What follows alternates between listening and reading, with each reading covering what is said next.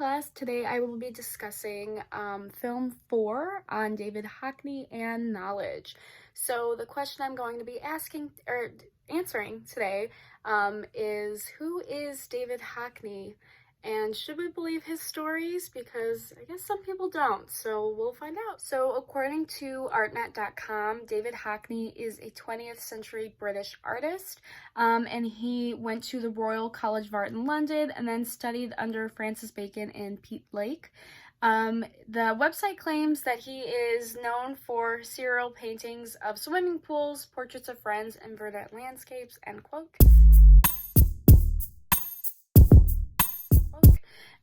And it is stated that he has a motif of the ways one can see an image or a space, end quote.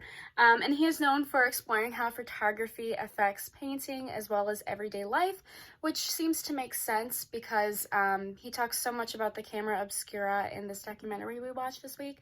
And he is very, very convinced that Van Eyck would have used a camera obscura in order to create these such realistic images, and that makes sense considering how much he cares about space and the image. So to answer the second part of the question, if I believe his stories, I don't. As someone who is going to school to be a future librarian and who loves to research, I think that these theories, they're fun. They're interesting to learn about, and how he had his friend who was a scientist help him determine what would have been the size of the glass that was used in that one painting for the camera obscura.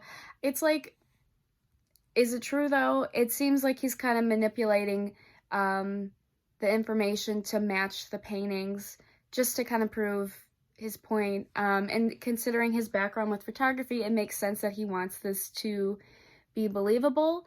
But as from the film, it was stated that that Van Eyck didn't record anything about a camera obscura ever. And while David Hockney claims it was probably because of competition, he didn't want other people to know, we have other artists before him from the Renaissance period. We just learned about Michelangelo and Leonardo da Vinci. And clearly Michelangelo was not using a camera obscura when he was painting the Sistine Chapel. Let me pop up a photo here.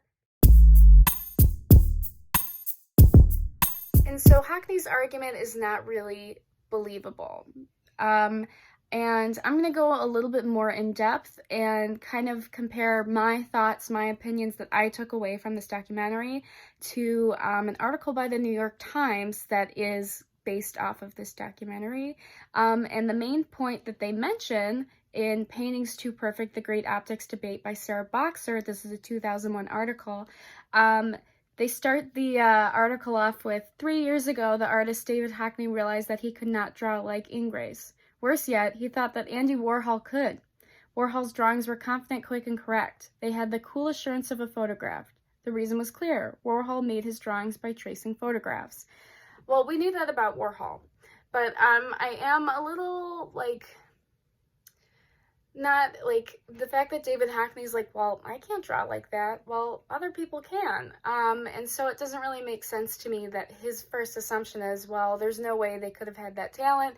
They had to have used a camera obscura, which I don't know. There's no documentation of it, so how can we believe it? So in Sarah Boxer's article, she does reference Hockney's friend, Charles Falco, which is his scientific friend, who's a professor of optical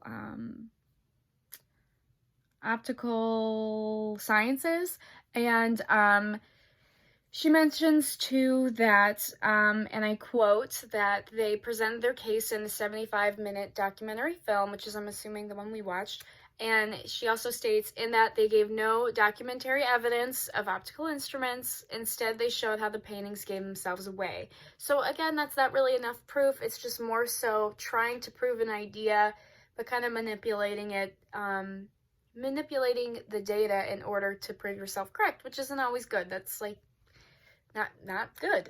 And Sarah Boxer also mentions that art historians did not take this lying down. They did not take it really well.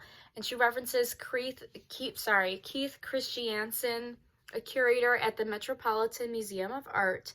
And that he read an open letter to Mr. Hockney testifying that he had gone out and bought a concave mirror at Duane Reade.